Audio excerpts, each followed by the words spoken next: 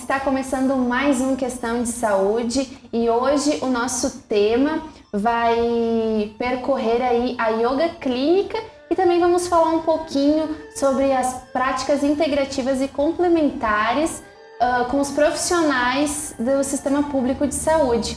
E quem vai conversar um pouquinho sobre isso com a gente é a psicóloga e mestre em psicologia, Andréa Lovato.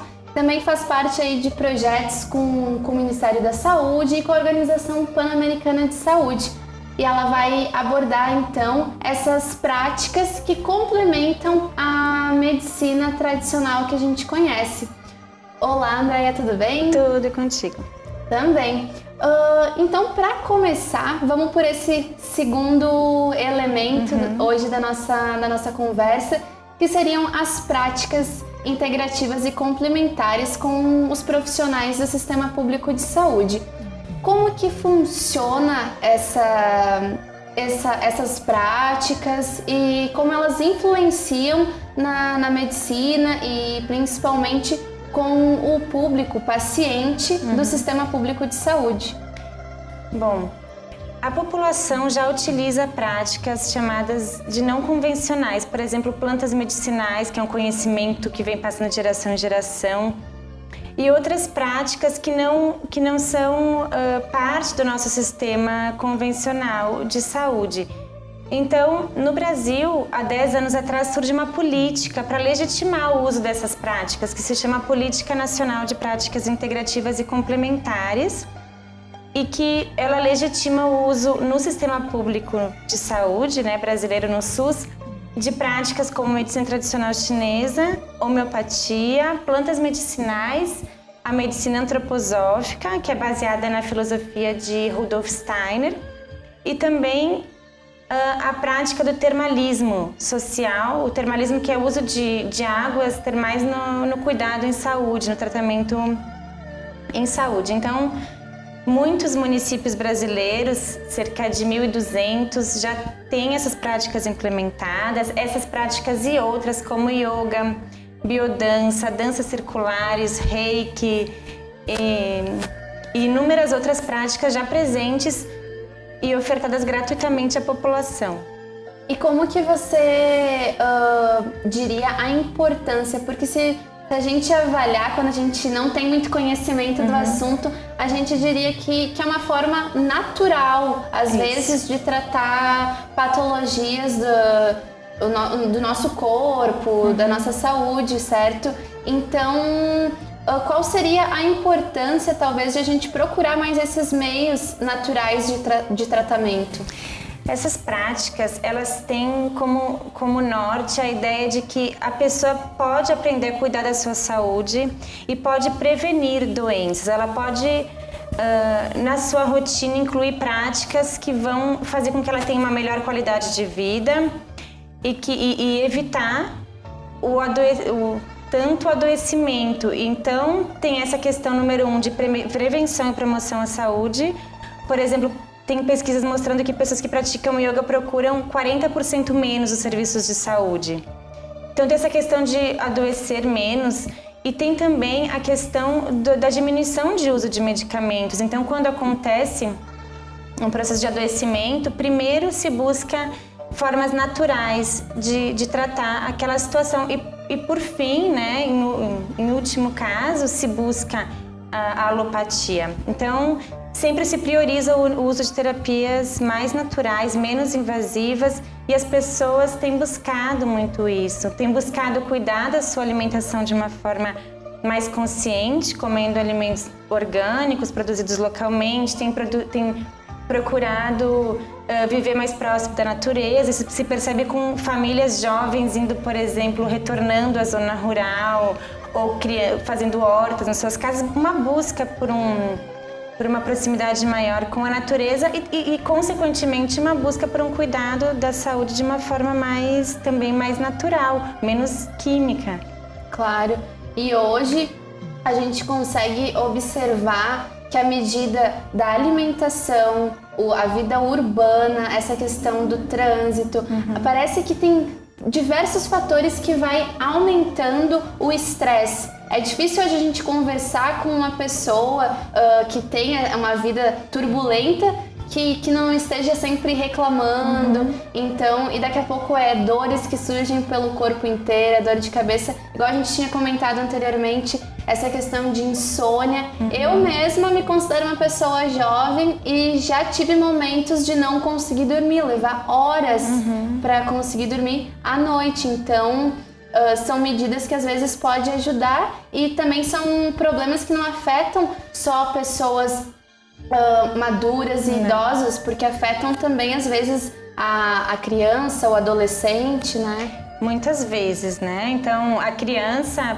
tem sofrido muito nos meios urbanos pela falta de espaço para movimentar-se e movimentar o corpo, de brincar livremente. Essa imobilidade do corpo da criança, seja por estar em um apartamento, em um meio urbano e passar muito tempo em frente à televisão e computador, ou também pelo método de ensino que faz com que a criança fique muito tempo imóvel, sentada, isso tem provocado novos sintomas na criança. Por exemplo, a hiperatividade tem a ver com a mobilidade do corpo, e nós adultos também. Então, muitas vezes nós trabalhamos muito de forma intelectual e sem movimentar o corpo, sem usar essa energia mais física. Então, as práticas integrativas sempre observam e analisam o estilo de vida para poder perceber na rotina das pessoas o que não é promotora de saúde. Então, se fazem interferências nessas áreas. Então, antes de medicar contra a insônia, a gente vai observar, bom, como está a tua rotina? Qual é, antes de dormir, como é que é a tua rotina antes de dormir? Tu fica no computador, usa muito o WhatsApp, toma muito café ou bebidas com cafeína depois do fim da tarde, todos esses fatores que podem interferir na qualidade do teu sono. Então, antes de usar uma medicação, tem alguns recursos, como por exemplo o escalda-pés, para quem sofre de insônia, é muito bom, e é uma prática usada muito na medicina antroposófica, mas que é um conhecimento presente na cultura, nossas avós faziam. Então é um resgate de formas já testadas e passadas de geração em geração. E tratando um pouquinho então da sua área nessas práticas integrativas, que seria a yoga clínica. Eu gostaria que tu mencionasse um pouquinho qual que talvez seria a diferença da yoga tradicional, conhecida aí pelo nosso público, e a yoga clínica, que elementos específicos que tem dentro dela, né? Tá. O yoga tradicional, ele surge então como uma prática espiritual na Índia, e tem os componentes de práticas corporais, práticas respiratórias, de relaxamento e meditação, todas elas com um fim de aumento de consciência e fim espiritual. No Ocidente, o yoga ele acaba sendo muito usado na questão de promoção da saúde, como uma prática que as pessoas se sentem mais saudáveis e ficam de fato, né? Mas o yoga clínico, ele se diferencia no sentido de que ele tem um foco para tratar algumas questões da saúde mental, saúde emocional. Então, pessoas que apresentam transtornos de ansiedade, depressão, insônia, transtornos na questão da alimentação, compulsões. Para essas questões, após um diagnóstico, uma avaliação com instrumentos da própria psicologia, é feito um programa de tratamento usando técnicas do yoga, associadas a conhecimentos da psicologia e neurociências, técnicas específicas do yoga e específicas para cada cliente. Então, práticas corporais, práticas de relaxamento, algumas meditações específicas para cada caso e intervenções no estilo de vida, de forma, então, alternativa a um tratamento convencional com psicoterapia da fala ou um tratamento com alopatia, com profissional da psiquiatria, ou de forma complementar em alguns casos mais graves. Então, em casos como uma bipolaridade, uma depressão muito severa, o yoga clínico ele vem auxiliar o tratamento convencional e auxiliar e complementar o tratamento com medicação. Em relação à prática, à atividade mesmo que você exerce com alunos ou com os pacientes, no caso da yoga clínica, A gente costuma ver muito na internet, na TV, imagens do yoga que faz diversas posições, faz o esforço, tem um esforço físico ali, uma flexibilidade que é praticada.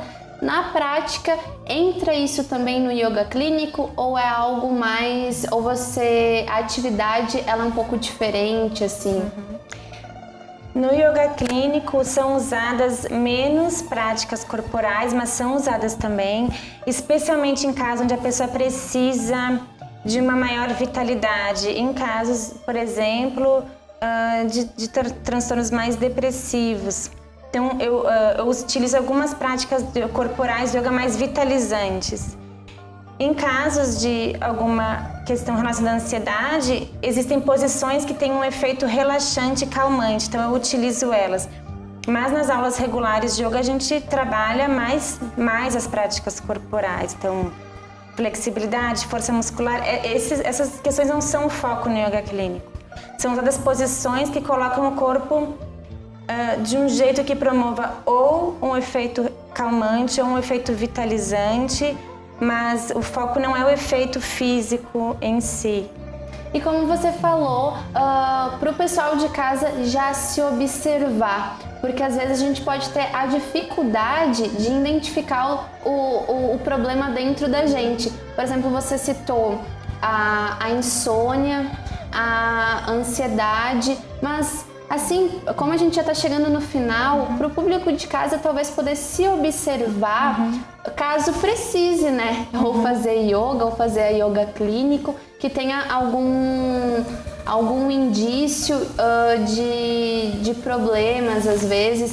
Tem também, não sei se entra nisso o déficit de atenção, às vezes ter aquela questão de você tá o exemplo mais básico talvez seja da internet. Começa em uma aba fazendo uma atividade, daqui a pouco você abriu 10 e esqueceu o que você estava fazendo na primeira. Não sei se pode ser citado um exemplo desse tipo. Tá. Então, assim, para procurar o yoga, todos que buscam uma melhor qualidade de vida, o yoga é indicado. Ou ainda como uma prática espiritual. O yoga clínico ele é indicado naqueles casos em que a pessoa percebe que alguns fatores na sua vida dificultam que ela exerça as atividades cotidianas.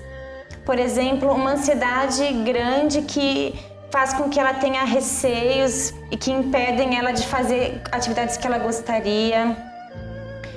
Ou que ela se sinta triste de repente de um jeito que ela não tenha vontade ou não consiga por uns dias sair de sua casa. Então, basicamente, esses sinais de que a pessoa não está conseguindo fazer as atividades que gostaria por uma sensação interna. Pode ser até às vezes autoestima, né? E tem pessoas que tem uma complexidade consigo de se sentir incapaz às vezes, ou de sentir aquela vergonha de se expor. Isso, que impedem ela de conquistar os seus objetivos, ou também de pensamentos que a gente chama na psicologia de pensamentos invasivos. Quando a pessoa tem pensamentos repetitivos que produzem sofrimento ou produzem uma certa paralisia para ela, não a deixam seguir em busca dos seus objetivos, esses são sinais também, assim, a nível mental. E uma pergunta, assim, para finalizar e bastante pessoal. Você, depois que passou a estudar, talvez, ou praticar essas técnicas, sentiu uma mudança em si, Andréia? Muito grande mesmo. A física, por exemplo, eu costumava ter, desde física, né? Então, eu tinha uma bronquite leve, tinha um ritmo acelerado do coração, e eu fui fazendo práticas respiratórias de meditação, e as pessoas convivem comigo, por exemplo, meu marido, né? Como teu coração tá calmo, né? Depois de práticas. E um nível emocional, então eu me sinto muito mais serena, com muito mais clareza para tomar as decisões. Os meus propósitos de vida são bem definidos. Então, o yoga ele atua especialmente na regulação das emoções. Então, aqueles picos que nós temos de modo geral, né? Acontece uma coisa boa, ficamos muito felizes, aí uma coisa triste, descemos lá embaixo. Isso acontece muito menos com a prática do yoga. A gente não fica tão eufórico também não desce, não fica tão abalado quando Talvez a adversidade acontece. um autocontrole maior. Um controle emocional. E uma alegria, claro, maior, que é vinda disso, de uma certa paz mental, menos ruminação mental, né? Então, o processo dos pensamentos, ele não fica assim tão acelerado. E tudo isso ajuda nessa questão de uma maior felicidade, que no fim é o que nós queremos, né? Uma vida mais alegre, mais feliz. Então, muito bem explicado aí a yoga clínica e os benefícios que ela pode trazer a quem precisa dela, como também da yoga tradicional, como a doutora Andréia falou para nós. E o Questão de Saúde vai ficando por aqui. Gostaria de agradecer a sua presença, Andréia. Obrigada pela oportunidade. E até a próxima com muito mais informação sobre a sua saúde.